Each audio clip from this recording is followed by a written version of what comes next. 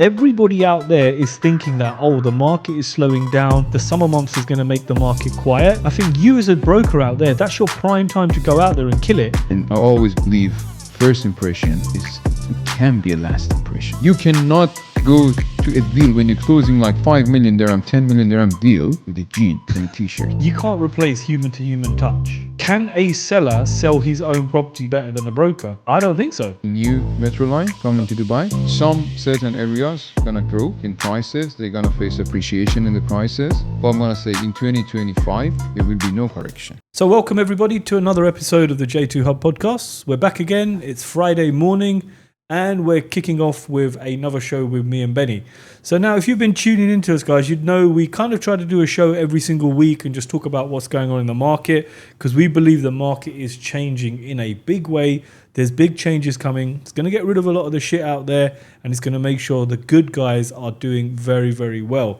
So we're going to cover some topics this week, and there's some interesting things we want to talk about. Lots of development going on in the news recently with AI, with agencies selling directly to clients and all kinds of issues, but we'll talk about that in the show. But firstly, I don't think this guy needs any introductions because he's with me every single week anyway. So Benny, welcome again. Morning, everyone. Thanks for having me here. Well, no, you don't need to say that. It's kind of, we might have to change the name of the show because it's called the J2 Hub podcast, but it's kind of just become me and you on it every single week. JB, yeah, the JB podcast. Benny, what's going on? How's your week been, man? It was good. It was actually a good week. Everyone thinking summer is slow. It was a hot summer and hot week, but we didn't see anything regarding the market is slowing down. Yeah. Transactions are increasing. Value of the transactions are increasing. We have off plan. We have ready, mortgage, cash. Yeah. Nothing is stopping. Yeah. Do you think that's just an excuse that people use that, oh, it's the summer months, people are traveling, there's nobody in Dubai, sales are going to be slow? Because I've heard that a few times with agencies will say, okay, it's coming into that time now where there's not many people around, things do quieten down a bit. Do you think that's bullshit? I think so. I'm always saying to my client and agent, we are not an ice cream shop. Ice cream shop, in the winter, your sales going to go down because no one is buying ice cream. Yeah. In summer is increasing. Real estate is not an ice cream shop. Yeah, well, I guess if you're in the ice cream business in Dubai, you do very well all year round, don't you? Exactly, because it's always hot. But last 2 summers, I was hearing this from the agents and the client. Yeah, the market going to slow down. We're going to have more negotiation power, especially we were hearing this from the buyers. Gonna have good offers. Sellers going to reduce the prices. No, it's never going to happen. We will have offers from developers on the remaining stocks. Yeah. Not on the new launches. Yeah. If the developer launched few projects and they have still a stock because it's happening, not all the projects are selling in 2 hours. Then they'll put a summer offer, discount, payment plan, post-handover payment plan, I don't know, furniture packages, something like this. Yeah. But if there's a new hot launch, no. Still you need to act fast. Still you need to send a passport, submit the EOI. Yeah, I don't think the last couple of summers, I traveled one of the summers, but even then I was very active. I'm sitting in Bali and we're still closing deals, and I think the summer that I was here, I did I slow down? Yeah, probably a little bit because I've got the kids on holiday, my wife's on a break, so we kind of have a nice 6 weeks off there, so I tend to slow down a little bit. But no, hell no, if a client rings me and he wants to buy something, I'm there. And I think it's actually a prime time for agents to go out there and work because everybody out there is thinking that, oh, the market is slowing down, the summer months is going to make the market quiet. I think you as a broker out there, that's your prime time to go out there and kill it and think, okay, everybody's got their guard down right now. Everybody's chilling. They're traveling. They're making these stupid excuses. Let me flip this. Let me use these hot summer months and get out there and actually kill it and do the calls. Go out there. Try and gain new contact, carry on recording content. I know recording content out in the actual field in the summer months is painful because we do it. 6 a.m. we used to meet up and record content and people used to think we were crazy. And the only reason why we did it was so we could carry on wearing our jacket. You look relatively smart and, you can go on and record the content. So I think people shouldn't underestimate the summer months that people are traveling because you got to remember one thing. The lowest number of buyers are the local people anyway, and the people living here. So summer months is when people are traveling in. And if the UK market is one of the strongest markets in the Indian market, these guys come in the summer because there's summer holidays. So remember, the summer market doesn't really slow down. I think, in fact, it's an opportunity for you to strike gold. Exactly. And I'm saying, like, to both buyer agent and the seller agents. Look, if you are working in a secondary and you have properties and seller wants to sell, seller doesn't care if it's summer or if it's winter or whatever season we are. Yeah. They want to sell. They expect you to work on their property. So it's the best time, even if you're working in secondary, if everyone else are traveling, go back to the sellers and look, hey, can I list your property? If they say, no, it's already listed, okay, how many viewings your agent did? He's not there to do the viewings because he's traveling. So it's your golden time to get more listings. Yeah. See, that's what I mean, thinking outside the box, right? That's why we have that on our wall, think outside the box, because you've just said it there.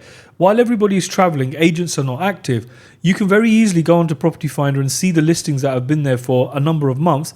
And it's very easy to get these contact details for the people, buyers now, with all of these chat bots, Telegram bots, this bot, AI, scraping data. Guys from Pakistan will give you the data, So you can get the numbers, call these guys up and say, hey, Mr. Mohammed, Mr. Abdul, Mr. Patel, Mr. Singh, whatever your name might be.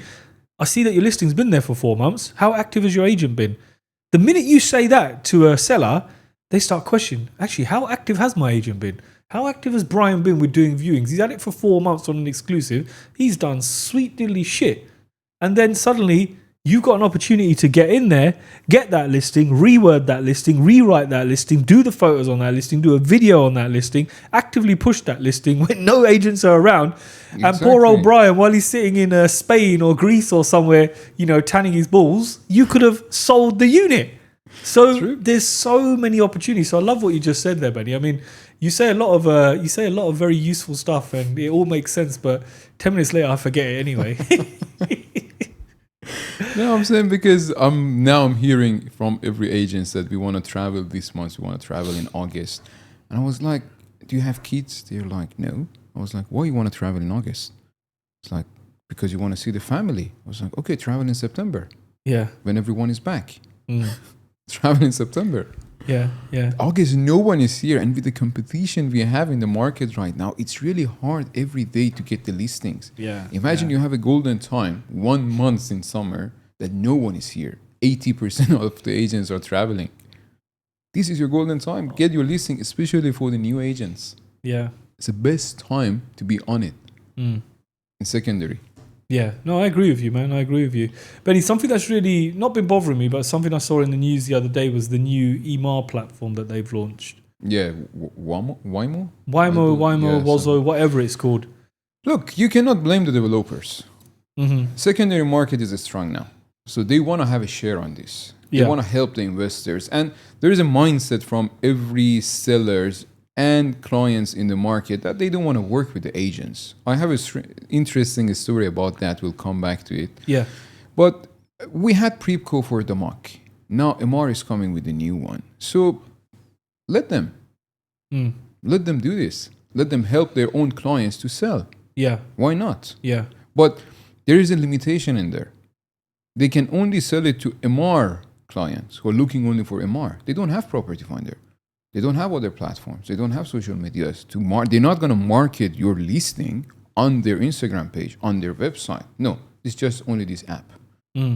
How long it took for Property Finder to reach this audience that they have right now? Oh, years. It's not 6 months. It's not 1 year. And you look, they're always making constant updates, rebrands, redoing, adding features. And still, they're the best. We have other platforms. I'm not saying they're bad, but Property Finder is the best. At least in this region, at least in the UAE. So let them do it. Let them try. Why not? See, I like the idea and I see where it's going. But for me, I feel there's a couple of things here, right? Number one, you can't replace human-to-human touch. No. Now, if somebody's going to buy something for 10 million, 14 million, 20 million, even if somebody's going to buy something for 3 million, they want to sit with somebody. Exactly. They want to have a conversation like this. They want to know that the person's real. Okay, platforms are great for initially seeing the property. But what happens with one of these email platforms when something's listed for sale and somebody inquires about it? What do? Do they go and meet the seller? Do they go and meet the buyer? can a seller sell his own property better than a broker? I don't think so. I don't think so. No. Because the way you as a seller is going to describe this property is going to be very emotionally, because you're attached to it. The way a broker is going to describe this property, if they're a sensible, clever broker, is through various different angles. They're going to look at this in a totally different way outside of the box. So I feel, I feel the app's a bit of a kick in the nuts for people. Like, but at the same time, I don't think it's going to replace brokers, where people are saying, oh, it's been big news over all of these platforms, you know, Kajil Times, Arabian News, all of them have covered it, that, oh, this new EMAR platform is going to make it difficult, the broker's going to disappear, blah, blah, blah, blah. They said that when the internet was going to come along, oh, the broker's going to disappear. Just made the broker stronger, right? True. So it annoys me to the sense where I think, okay, EMAR's built its whole company on brokers selling their product, right? They're not even interested in direct selling. Exactly. Brokers have busted their balls to sell your product. And there's some fantastic agencies out there, brokerages out there that have done really well. And they focus, they put their blood, sweat, tears, they put a lot of money into marketing, campaigning for EMAR products. I think it's them guys that might be looking at this thinking, hold on a second.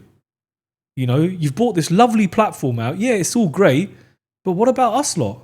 What about us lot that gave you 5 billion worth of sales or 10 billion worth of sales? And we continually give you that. We continually give you repeat clients. Now, what worries me about this platform also is, Benny, do you think there's a possibility that, obviously EMAR holds all this data on people that have bought, you know, just because a brokerage has brought a client along, EMAR's got that data. Is there anything stopping them from marketing this platform directly to that data? Is there anything stopping them from poaching that person and say, hey, are you looking to sell? Hey, are you looking to buy? Of course not. They're going to do that. They're already doing this. Look, as soon as you put the client email and phone number in the reservation form, they're going to a developer database. So it's not exclusive with you anymore. If you're not focusing on that developer, your client is the first one receiving the information of the new project before even you. Yeah, I agree. When a client rings you and say, hey, Benny, you never told me about this new launch in Town Square or EMAR South, you're like, yo, bro, I didn't even know. Exactly, because they're the first one receiving the notification. Yeah. But if you are good enough, if you're a good agent, they trust you, they come back to you and ask you about the information. Yes, Still. I've seen that. Yeah, very much. So it's important to have that strong personal brand, great reputation in the market, and no matter what platform, what app, what AI, blah, blah, is coming to the market, they cannot beat you. Yeah, you're right. I agree with you there. I mean, like, I've had clients that will send me a screenshot where another brokerage has contacted them, say, hey, you got this unit, I've got a ready buyer for it, and they'll screenshot it and send it to you. And then you explain to the client that, look, this is just somebody reaching out from data and they're contacting you to try and get a listing. But it's kind of like you look at the messages that some of these people send, and it's like, I've got somebody ready to buy your unit and move in now. And you think, you stupid idiot, have you even checked if it's ready? Exactly. You know, I have a ready buyer, sir, ready to move in August, ready to give you a check and come do check-in and rental and all of this. You think, bro, that's how fucking stupid you are. You haven't even checked, is this building ready? And how do you think the client feels when a message comes through like that? They're thinking, dude, what is this shit? I think all the agents in the market are like this. That's why people hate agents. Yeah. I'm not saying hate agents, but they don't want to work with them. I don't know why. Yeah. And although they know that they're important, especially in the process. Look, it doesn't matter how many apps are coming. I had a client came back to me after 2 years and bought something from me. Not the discount, the advantages, I can say. The things I've got for him from the developer, if it was an AI, if it was an app, it couldn't do it for him. Because on an app, it's like this property, price, payment plan. That's it. How many times you have to go back and forth with the AI to get something out of it? Yeah. He got guaranteed ROI. He got furniture packages. We pushed the payment plan for him. All these things. No AI can do it. Secondary, we have the same. Secondary is worse because you have contracts If something goes wrong and the other party knows about that, buyer or seller, they can use that against you and take your property from you or take 10% penalty from you. So go back to AI and let them handle it. Yeah. No, you're right. I mean, yeah. I don't think that that relationship will ever disappear. Yeah, but look, the way agents are working, it has to change. Of course, it's not 10 years ago, 15 years ago, or even 2 years ago, especially in Dubai. Everything is so fast. So if they were working in the same way, they have to add more things in it. They have to take advantage of AI in their field. They have to increase and be stronger as a person. And like social media, it can be LinkedIn, Facebook. You know, you are the master in these things. Well, not really the master. Increase and like brand awareness. Brand awareness is not the company logo; it's a personal brand now. Yeah. You know, Gary Vee says it really, really well. He says social media is not social media anymore. It's changing to interest media. And this guy has always been ahead of the time with every single thing he said. You know, I've got a lot of respect for him because when you look back at what he's done, when he first started, you know, in his father's liquor stores, the way he did stuff was newspaper marketing, you know, and then marketing in business directories. And then suddenly the internet came along. So he was first on the internet with stuff, first on Google. When TikTok came along, when he was screaming about it, nobody was listening, thinking, look at this guy, man, he's talking shit. And he is one guy I respect a lot in this field. I listen to a lot. And he said it, you know, the days have gone. You can't turn up on site anymore with a piece of paper and a pen. No. Those days have gone. You've got to really get in deep with technology because technology is going to win every single time. And he also said, which I really respect about him, is that you need to know how each of these systems work. You can't just hire somebody to do your ads without knowing how it works. Because how do you know if it's any good? True. And that's one thing we did, you know? Yeah, and we spent so much money on it. Yeah. How do we know it's good? And now, me as head of marketing is thinking, actually, I need to go back and understand how this process works. Are these guys taking the piss out of us or are they really doing a genuine job? So I think with tech, with AI, with everything now at your fingertips, the market is very, very much changing. And I think all of those agents that have just been fed loads of leads and they've been closing, great, man. Come on, you've done well. But a lot of that work's been done by your brokerage. They've run the campaign. They've sent the lead. The lead's probably semi-qualified. Then it's come to you. What you got to remember is the hard part is actually the lead generation and getting that client. The easy bit is when they come and see you. Yeah. For me, I always say, bring me 100 leads and I'm going to close 80% of those. You know, I can sit with people and I know I'm going to close them. No problem at all. It's the lead generation of getting the leads in. So I think if companies are not adopting AI, if companies are not looking at tech, if companies are not doing social media, it's like, how the fuck are you guys surviving, man? It's different. Before it was only one website. Now it's hard for the company owners. Let's face it, it's really hard. Yeah. To maintain all these different platforms. Yeah. Before it was one website. That's it. Now you have website, YouTube, Instagram, LinkedIn, TikTok, I don't know, X, Twitter, all these things. But if you're not there, you're dead. True. You're not existing. Yeah. And it's painful. It's painful to learn a new skill, man. And people don't want to put themselves out there. And, you know, we're constantly encouraging our brokers to put themselves out there on social media. It's always a difficult thing for them to do. And I've seen it. Like I can see they're very reserved. They don't want to do it. But when you start telling them that the power of what can happen, you don't want to get caught up with this vanity metric when you're just looking at views and numbers because all of that shit has changed now. If you've got an agency that's boasting that they're getting people numbers and views, bollocks. It's not about numbers and views. Let's look about the closes. Let's look at the conversion. How many people are coming in from that post and how many have bought? I remember a few weeks ago to you and I was like, Benny, fuck man, my reach, I don't know what's going on with my reach. But then there was that one person who messaged. This is a post that only got 1,000, 2,000 views, which is low. He messaged, it reached him, it resonated with him. he closed. He bought on a Zoom call, well, on the second Zoom call. Now he's referred. He's sending clients my way. And I think to myself, interest media. It's not social media anymore. Social media is about scrolling and just passing time. It's all about interest media. That post had some kind of interest to that client. So that client came through, asked the right questions. You know? True. But on the flip side of that, I also think there's a lot of clients that will ask a lot of questions and they just chat shit. I agree. Most of our time going for the free consultation. Yeah. And I don't mind giving somebody a free consultation. 20 minutes of your time, it's not going to kill you. There's nothing wrong with being the nice guy. Again, coming back to what Gary Vee says, he says the nice guy always wins in the end, you know?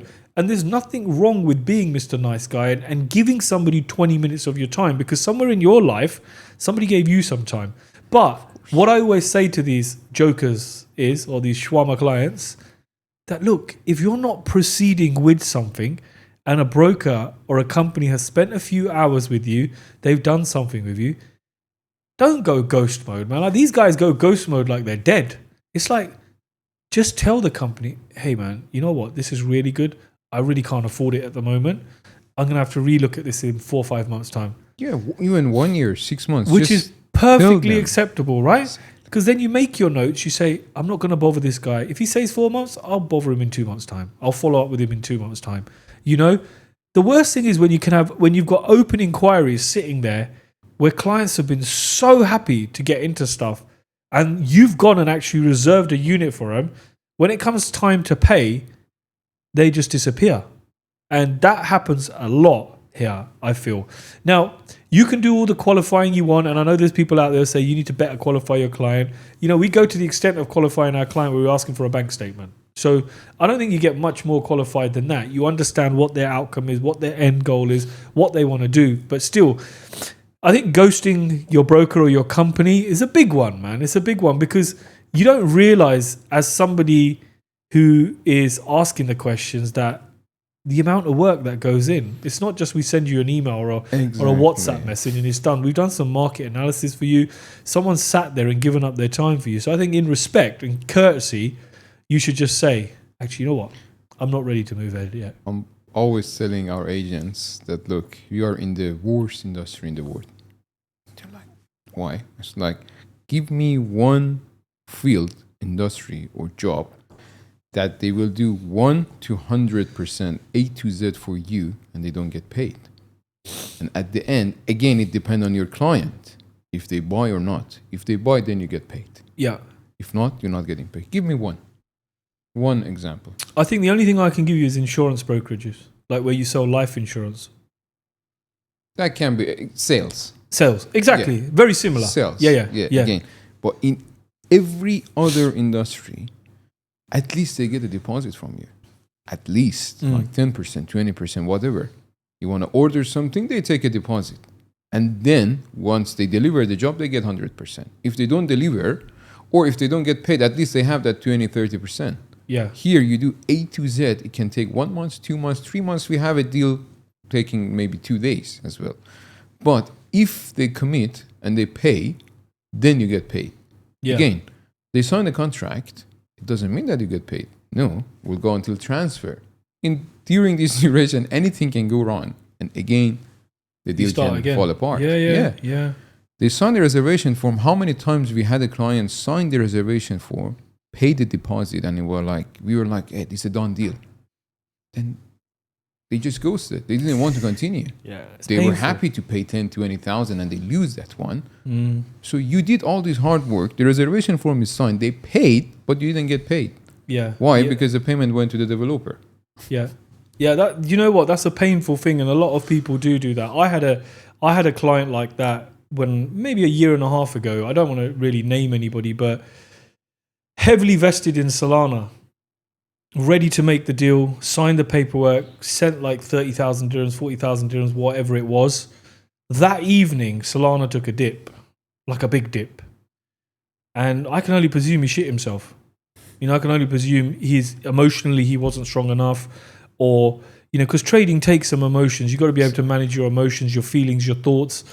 I believe maybe he just thought to himself, you know what, let me just lose that money and not continue with this deal. But the ironic thing is, 2 months later, Solana had a pump and he's now in a massive profit. And you think to yourself, I can understand when it's a situation like that, but still, you really got to kind of, you got to manage yourself as well. Like some of the youngest clients that I've sold to, and I say to them, when you're getting yourself into a payment plan, you got to remember one thing. This payment plan is going to get you fucking disciplined. And they say, James, what do you mean? I'll say, look, I'm 43. You're 25. You're 26. You're at that time in your life when you want to go out, you want to go to the clubs, you want to spend money, you want that, 100,000 dirham Rolex on your wrist, you want the G-Wagon, you want this, you want that.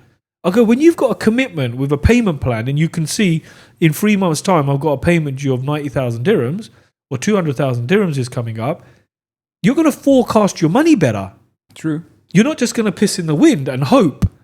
So a payment plan not only gets you an asset, it gets you quite disciplined in how you manage your money.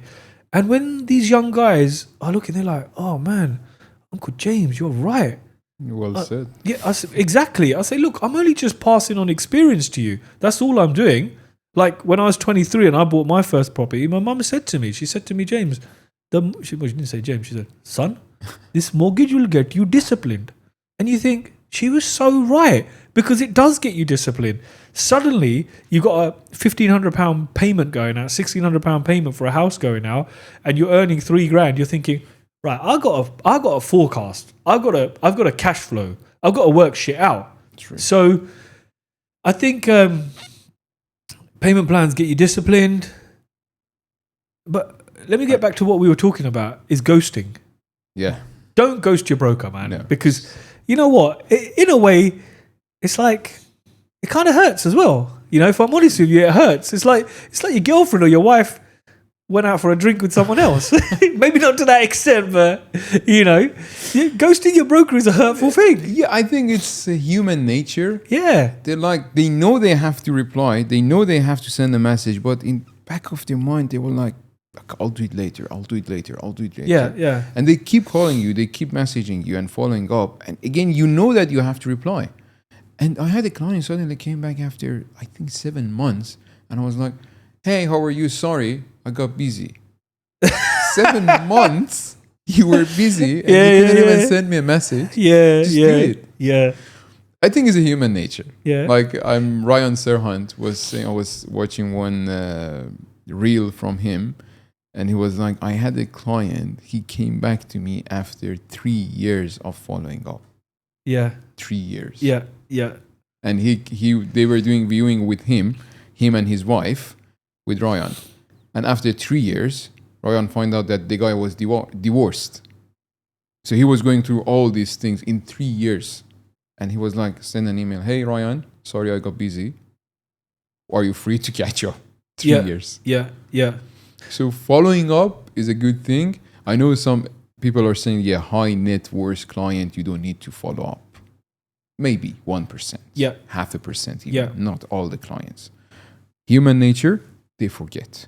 If you don't follow up, they'll forget you completely. Absolutely. If they didn't transact with you. If they transact with you and they know you, that's a different scenario. Whenever they want to buy, they come back to you if they were happy with you. But if it's a new client, you have to keep following up. Of course. And I think, look, what makes us different, me and you, and what we're trying to adopt in our team is that be a nice person. Even when you're following up and you're pissed off, you're a little bit emotional and you're annoyed, be a very, very nice person about it. There's no reason to be an arsehole in a follow-up because you don't know what can happen. There's an example where I was telling you early on where I felt like saying to the client, just fuck off, you've just wasted my time. And 45 minutes later, he messages me and says, I'm good to go. I got the money from a different source. And you think to yourself, imagine if you had said F off. Do you think he would have come back to you? Of course not. Because you've shown that emotionally you're unstable. So I always say, look, when you're following up with your clients, always make sure you're put yourself in their shoes. Something could have happened. Somebody could have died. Their business could have taken a downturn. Their cash flow could have taken a downturn. Be supportive.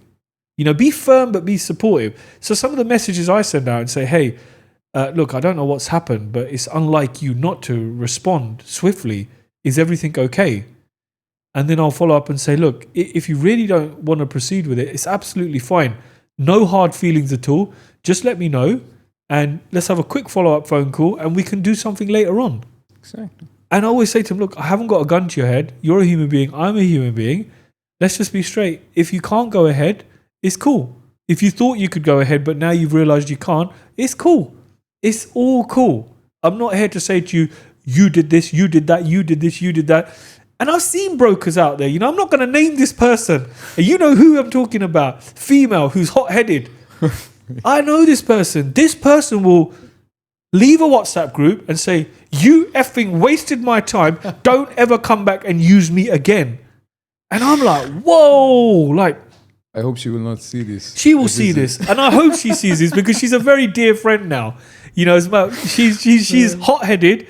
Yeah. She's like a killer broker in an agency, in a developer. I'm not going to name her. She's the sweetest thing when you get to know her, but she is very impatient and very like, that guy, but I'm gonna do him. And I respect that a lot about her. She's got a lot of good traits. But point being, just be nice. Yeah, she is nice with the clients, but the other day you had the hard deal. I had a hard deal at the same week with her, and she was like, I don't know how the hell you and James are doing this, but I'm learning from you to be patient with the client. Yeah. Because the client made our life miserable. Literally. Yeah. I was on the phone every day, 1 hour with him.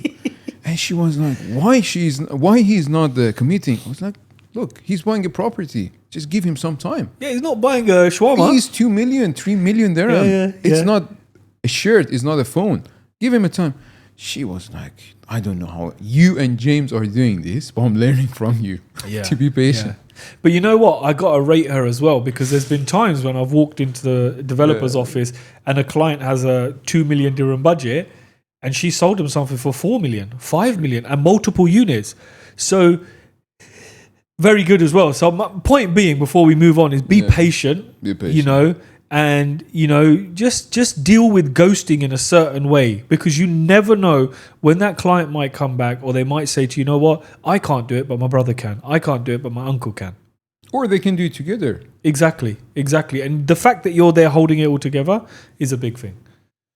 Benny, quick one. How important do you think it is to look good in real estate? Because recently I've seen a lot of posts out there where people have been saying, I don't wear a suit, I don't wear a shirt, I wear jeans and I wear a t-shirt and I sell property. For me, you know the answer. I'm always 99% of the time prefer to be in the office even if I don't have a meeting with anyone, to be in suit and tie. Yeah. Because you never know if the client will call you and want to meet. Yes.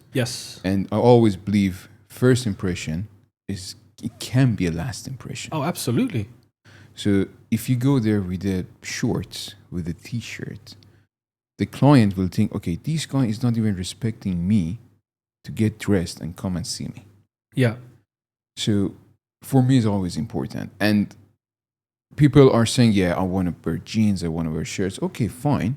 If it's Saturday, you're doing a viewing for rental property, I understand. Yeah.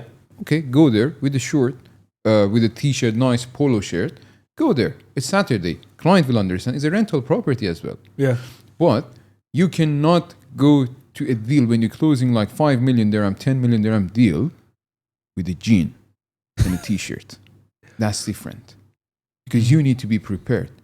As long as you take time and preparing your presentation for that property and project, you have to prepare yourself as well. Yeah. Well dressed. Yeah. This is important. And people were saying I'm not gonna. You see Mark Zuckerberg. You were seeing Steve Jobs. They were never wearing suits. Do you have billions like them? Yeah. Listen, when you're a billionaire, you can turn up naked. Yeah. Well, no one maybe cares. not in Dubai. No, but you know what even I mean. if you are, no one cares. Yeah. Because you're a billionaire. They respect you. Yeah. That's a different level. And something that always rings in my head about this topic is something that our dear friend Dr. Anand always said to us very early on. He said, you want to be $1 million broker, you got to turn up looking like $1 million, And for me, that has stuck. The only time is in the summer months when I'll go a little, not even casual, still smart formal trousers, shoes, shirt. There's always a tie and a jacket in the car in case it's needed. Whenever I turn up to see a client for the first time, I'm going to be dressed in a tie and a jacket, like you say. As the relationship builds, then it can get a little bit, the jacket might come off, the tie might come off. But for me, it's very, very important, man. Like, I heard a client, good friend of ours, Nick, say once when we were showing him a villa, he said, James, I would never buy a villa off that guy. And he pointed at a broker wearing shorts and t-shirts with sunglasses on who was showing someone around. And again, it was that stuck in my head very early on. Do you think that I want to wear a shirt and tie every day? No, I'd like to come in a polo shirt, pair of jeans, pair of shorts, whatever.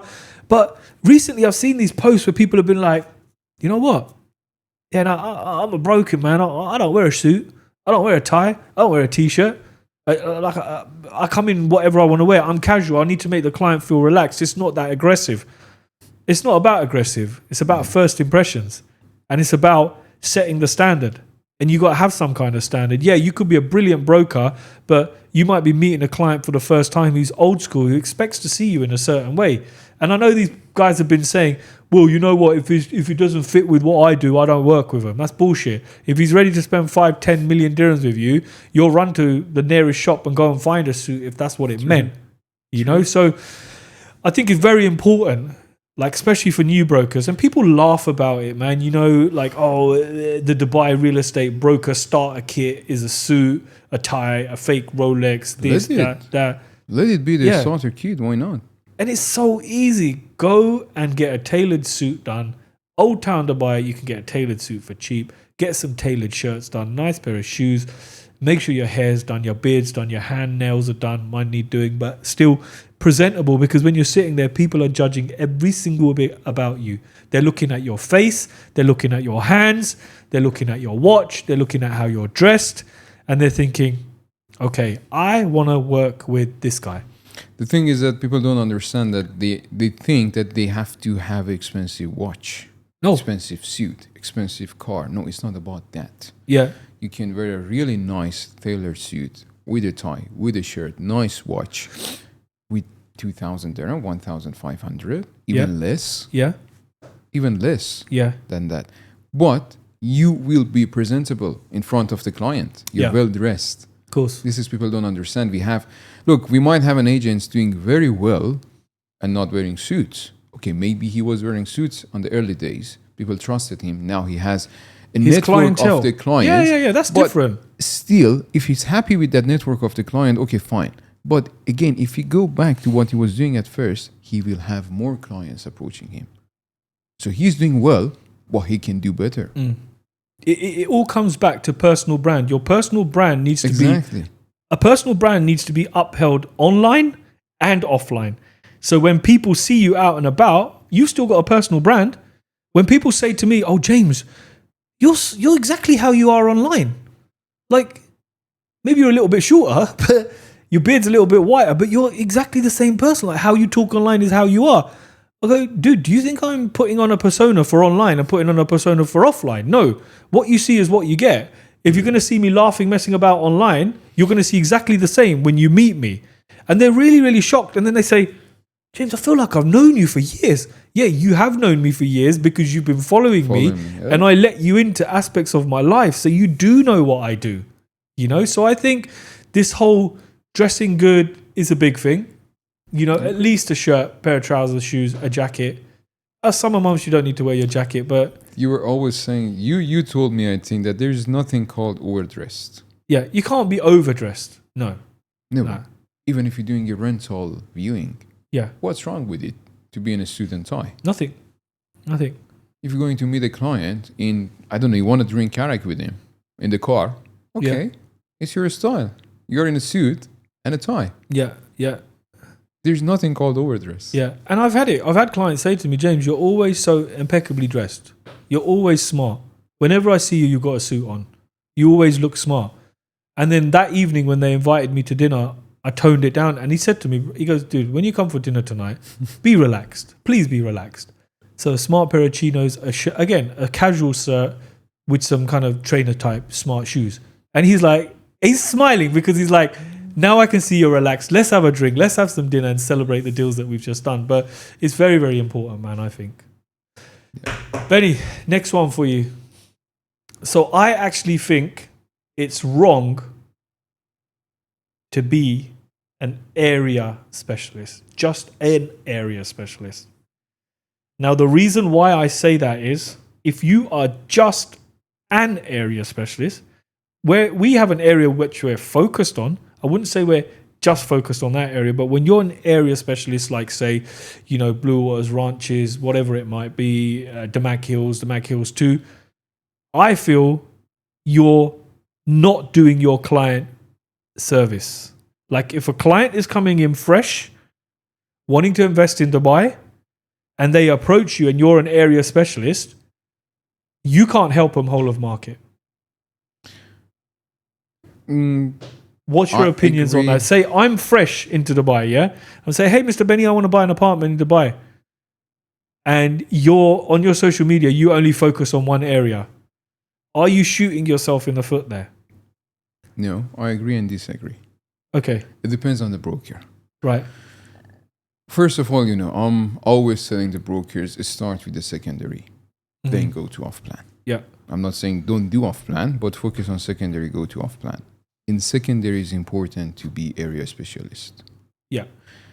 Take 1 month, go around Dubai, choose the location that you like, you believe, and tomorrow if you have the money, you will buy there and you will live there. Choose that area, study the buildings, study the floor plans, be the specialist in there and focus in that for secondary. I think it will help them. We saw many agents who did that and they're successful now.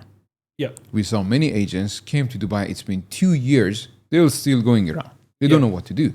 They go to this developer, that developer. So being a specialist for the new brokers help them to understand the market very well. Okay. This is what I agree. But I'm always saying to everyone, a broker in Dubai is an ocean with a depth of 5 centimeters.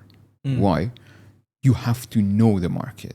You have to know the developers. You need to do your research. It will not take time, half an hour, 40 minutes every day. Just go through, and there are so many tools, Genie Map, Property Monitor. Just see what was launched yesterday. Just have the information. Go to the group, see the fact sheet. That's it. You don't need to understand more than that. Know everything. Be specialized in 3 developers if you're working as off-plan. Yeah. Yeah. Because you have to. You have to. And let's face it, you cannot understand all the projects and not all the projects are good in Dubai. Yeah. So I agree and disagree. Yeah. So what you're saying is, I agree with you on certain points as well. What you're saying is, if you're a secondary agent, then you should have a focus. Yes. Yes. I agree. But if you're dealing with a client who's fresh in Dubai and you are only focused in a certain area, then that makes it unjust for this new client, I feel. No, you shouldn't put yourself out there that you are only doing this and you're not doing anything else. Okay, if you're specialized in that area, show it that you're 70% focused in there.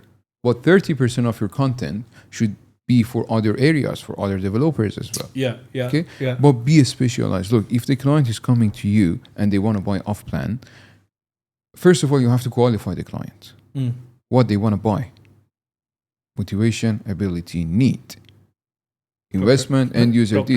Yeah, these are important because based on that, then you can choose 5 projects for him, 4 projects for him, and send it to him. Yeah. That which one is fit his motivation, his ability, and the needs that he wants for that project. But if you are an area specialist and people know you in that area, whenever someone wants to sell, they say, hey, let's go to James.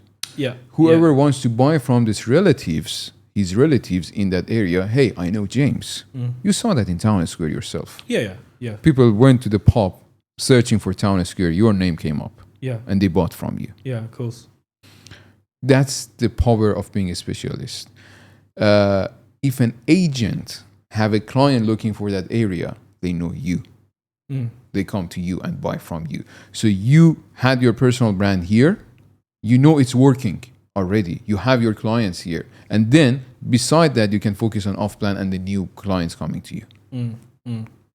But you cannot be, James, you cannot understand everything in Dubai market. It's too fast and there's so many projects. Yeah, I get that. But I agree with the points you're saying, especially on the secondary market. But I feel a new person coming into Dubai wanting to invest and going straight to an area specialist is unjust to this client, because that area specialist guy can really only focus on this area here. So let's say, for example, it's like a developer agent. Yeah, exactly. He's going to be inclined just to sell that. So my point is that if you know what you want to buy, then yes, area specialists are great.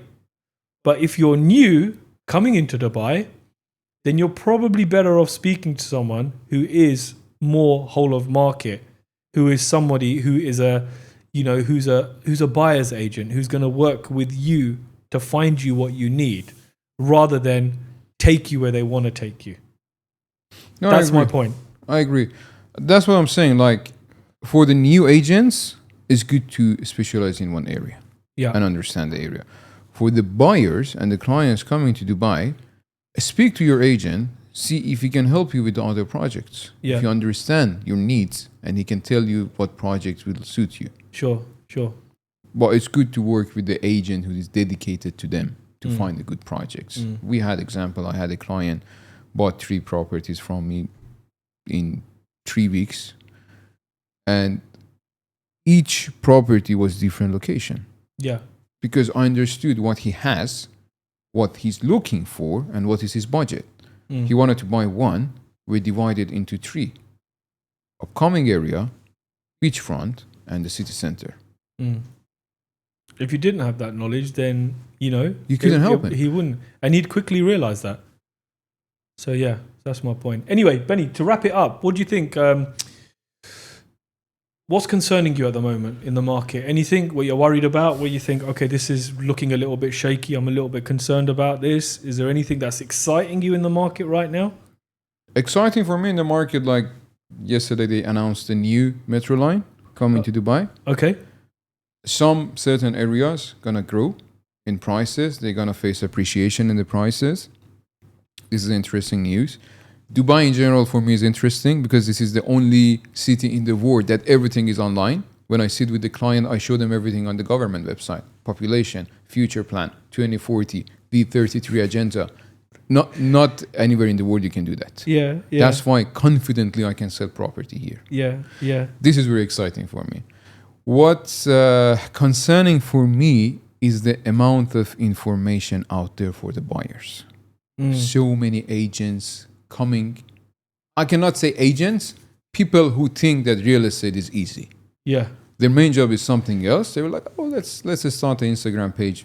We promote some. I see these guys in the gym. So in the gym, you got their personal trainers, their lawyers, and their real estate brokers. And you think, hold on, what is actually your main focus? I had one of my clients reach out to me yesterday on Instagram, and he said to me, James, I'm very good at lead generation. I'm thinking of setting up a website just to generate leads for Dubai and get into the real estate space, but I don't know nothing about it. Are you happy to do some joint collaboration? I thought that was quite a clever idea. But even the fact that marketers are thinking, I can generate leads and try and get into this space, because I think everybody looks at it and thinks it's piss easy when actually it's not.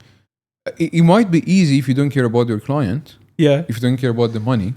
Yeah, you come there. Yeah, it's the best project. It's going to give you 40% appreciation. When I hear 40%, I was like, shut up. Shut up. 40% appreciation based on what? Yeah. Dubai, I'm always saying it's a baby. Yeah. Still in real estate, it's a baby. Price is going to increase. But 40%, what's the duration? Yeah. And how?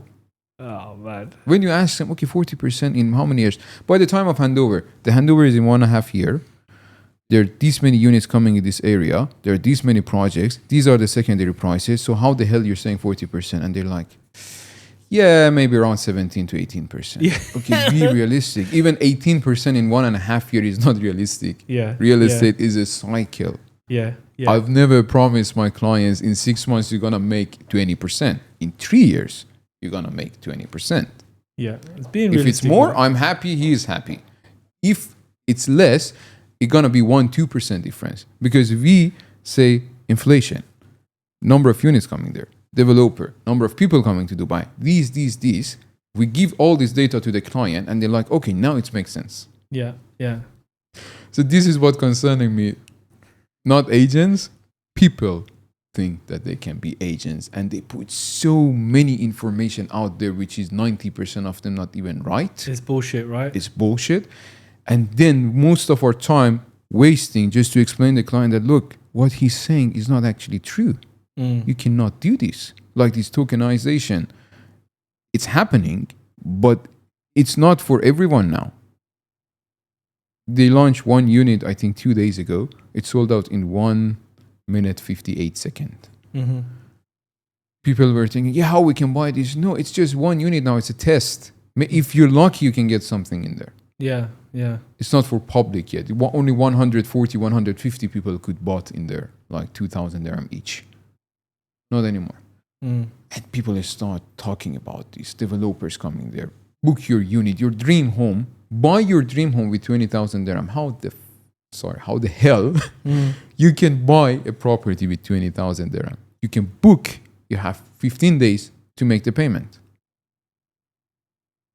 This is what concerning me. Yeah, the market's getting crazy.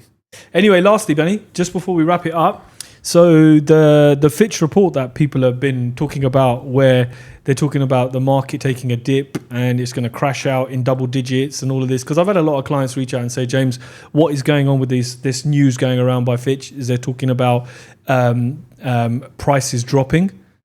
Look, my opinion simply on it is that they're a research agency. They had an opportunity to invest in Dubai many moons ago and make a lot of money, and they didn't. I honestly feel they're probably a little bit pissed off by it to see the success on what's going on. I don't feel their report is totally accurate because it's not looking at every single thing. They're just going on with, there's been a massive explosion in prices. It has to come and reset down. I believe there will be a slight correction. Not at the level that these guys are talking about, but I want to get your opinion on it because you're a facts, figures, data man. For this one, I'm telling this into camera. If someone wants to understand completely, they can reach out to us. Yeah. We have a report ready for this based on data and facts. Because here we cannot talk about it. It's too much to discuss. Yeah. But I'm going to say in 2025, there will be no correction. There will be no correction. 400,000 people came to Dubai, 350. How many units are handing over? Based on data, around 100. Realistically, I think 60% of those going to hand over in 2025. The rest going to go to 2026. Because people don't understand that Dubai Land Department sometimes can control the supply. They might not issue the handover certificate. They might not issue the completion certificate. Yeah. Many delays can happen. Developer is on time. Deva might delay. Municipality might delay. Yeah. And this is the fundamental thing that this report didn't mention. Nothing about that. There is another report that no one is coming to Dubai. Everyone are moving out because number of rental contracts are decreasing. They didn't mention that most of the tenant last year became the homeowners. Yeah. That's why no one is renewing. Yeah. When it comes to the renewals, most of the people forget to submit this to Ijari. Yeah. New contracts always are submitting because they have to connect the DEVA, blah, blah, blah. Renewals, some of them they forget. They don't even do it. So if someone wants to really understand this, reach out to us. Yeah. And I think it's a topic. I think it's a topic we need to talk about more. Maybe it's a topic we could do a webinar on where people can log in and watch. But yeah, like you say, there's a lot of the facts have not been shown. So if you're one of those people that have reached out and said, James, are we going to have a massive drop? The answer is no. The answer to this is that a lot of facts have not been considered. A lot of things hasn't been talked about. And if you want to find out more, reach out to me or Benny and we'll present you with a report that shows you exactly what's going on and what data you should be looking at and why you should just stop following these people that are doing these damn shit reports. I just add one more thing. Now we're around 4 million in population. By 2040, we're going to be 7.8 million. Yeah. They're saying by 2036 or 7, it's going to happen. 3.8 million people coming to Dubai. How many units they can deliver every year maximum? More than 200? I don't think so. No. Just let them do the calculation. 3.8 million new people are coming to Dubai. Yeah. So how many units we're gonna need? And you know what? We'll finish it on that. See you on the next one.